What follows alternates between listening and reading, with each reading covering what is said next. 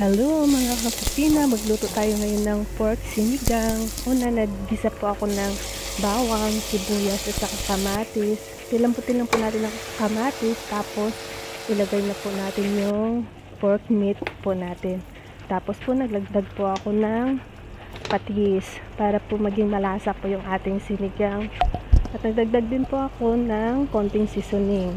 Tsaka po naglagay po ako ng tubig, yung ikalawang hugas ng tubig ng bigas. Yun po yung nilagay ko para maging masarap po yung ating sinigang. Yan na po, lalagay na po natin yung sitaw at saka po yung okra. Wala po yung talong kasi di po sila kumakain ng talong. Syempre, ang pampasarap, Mamacita sinigang mix. Ayan po, halo-haloin lang po natin. Mabilisan lang po para hindi po ma-overcook yung ating mga gulay. Tsaka dinagdag ko na rin po yung ating talbos ng kangkong. Ayan po, thank you.